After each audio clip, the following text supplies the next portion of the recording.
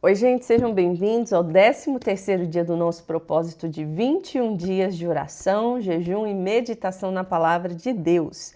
Hoje nós vamos meditar no capítulo 13 do Evangelho de João. Cada capítulo do Evangelho de João tem sido maravilhoso e o capítulo 13 não será diferente. Aqui ele vai nos relatar aquela ocasião que Jesus decide lavar os pés dos seus discípulos.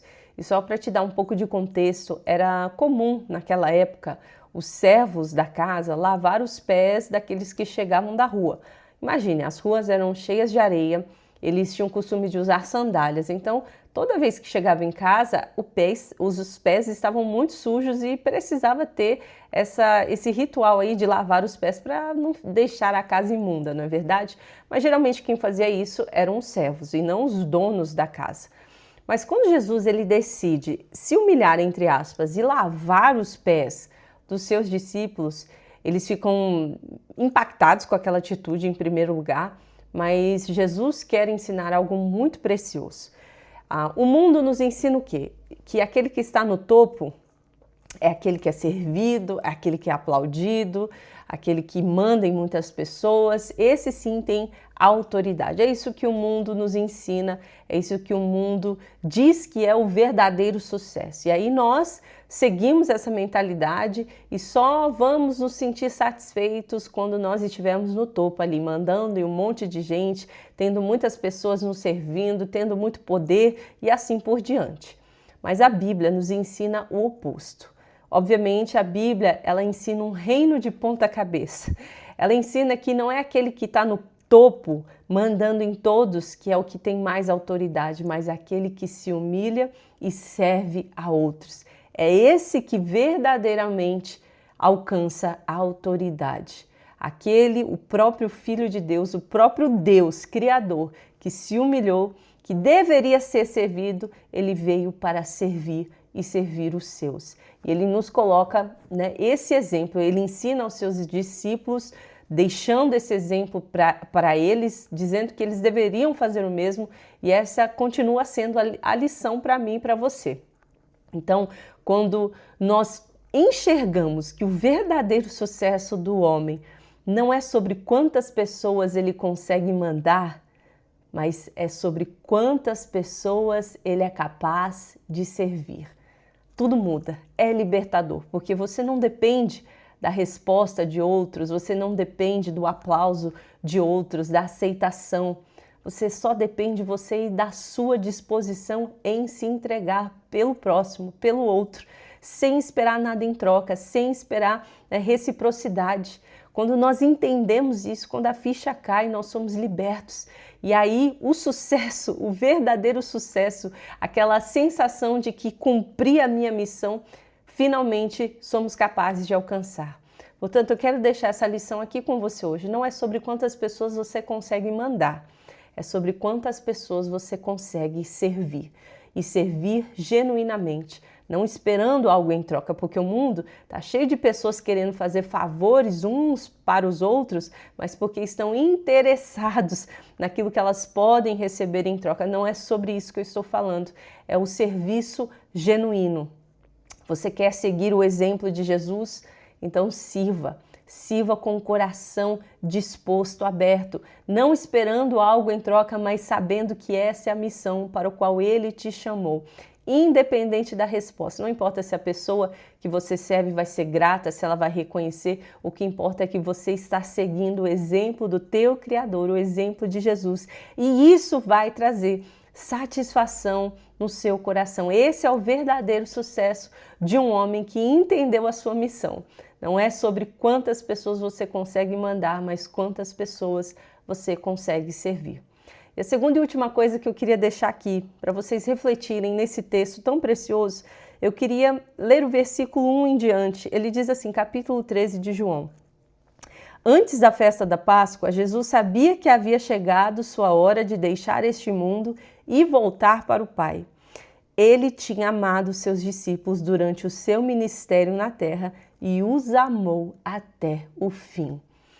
Gente, essa frase pegou meu coração.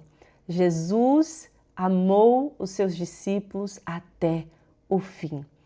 Não foi até o momento que eles estavam do lado dele, ou até o momento que eles estavam servindo ele. Jesus amou seus discípulos até o fim. Uma coisa interessante é você perceber que ele já sabia, né, que havia chegado a sua hora. Jesus, na sua onisciência, ele sabia o que ia acontecer dali para frente. Ele sabia que ele seria traído, ele sabia que ele seria crucificado, e ele sabia que os seus discípulos, seus amigos, aqueles que caminharam ao seu lado durante esses 3 anos, iriam abandoná-lo. E eu fiquei me perguntando, será que eu, no lugar de Jesus, sabendo que essas pessoas que eu investi tudo que eu tinha no momento que eu mais precisaria iriam virar as costas, será que eu seria capaz de amar essas pessoas até o fim? Faço essa pergunta para você. E talvez a resposta que você encontre seja a mesma que a minha. Nós não somos capazes. A gente ama as pessoas porque a gente espera reciprocidade, a gente espera que as pessoas retribuam o nosso amor. E é por isso que a gente se ofende tão facilmente quando alguém, né, fala mal da gente ou quando alguém é ingrato com aquilo que nós fizemos para ela. Porque nós esperamos que a pessoa faça no mínimo o mesmo, às vezes até mais. Porque nós vivemos aí baseado nessa mentalidade de relacionamento recíproco. Mas quando você olha para Jesus, você se coloca no lugar de Jesus, aquele que veio nessa terra para ser humilhado, para entregar a sua vida por aqueles que ele sabia que virariam as costas para ele no momento que ele mais precisaria. Mas o que ele faz? Ele os ama até o fim. Esse amor é constrangedor e é tão difícil da gente aceitar porque nós não somos capazes de exercer esse amor. Porque a primeira vez que a pessoa nos ofende, a gente corta essa pessoa da nossa vida. A gente não tem medo de descartar aqueles que nos ofendem. Mas Jesus, ele ama até o fim. E esse amor nos constrange, por isso que muitas vezes é difícil a gente aceitar o amor de Jesus, porque quando a gente olha para a nossa própria vida, a gente não consegue entender como ele é capaz de ainda assim nos amar, conhecendo as nossas falhas, conhecendo quantas vezes nós viramos as costas para ele, conhecendo quantas vezes fomos fracos diante daquilo que ele nos pediu. Às vezes a gente se afasta de Deus, não porque a gente não acredita nele, mas porque nós somos incapazes de acreditar que ele nos ama mesmo com todos os nossos defeitos. Eu ouvi uma pessoa dizer num documentário uma vez que ela dizia o seguinte: eu não tenho medo de morrer.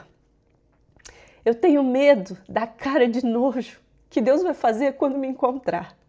Para você entender a profundidade dessa reflexão, nós não somos capazes humanamente de entender esse amor que prevalece até o fim, mesmo diante das nossas falhas.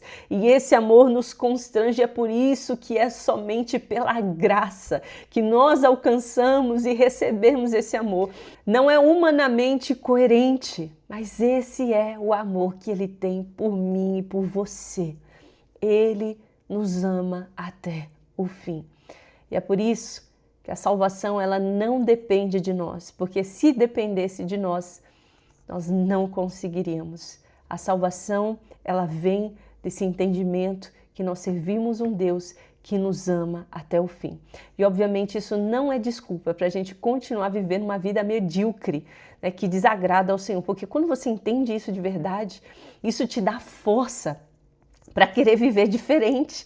Isso te dá a vontade de querer fazer diferente e faz com que a gente venha se esforçar para agradar ao Senhor. Aquele que me deu um amor que eu não merecia, como é que eu não vou fazer de tudo para agradar esse que se entregou por mim, que me amou até o fim?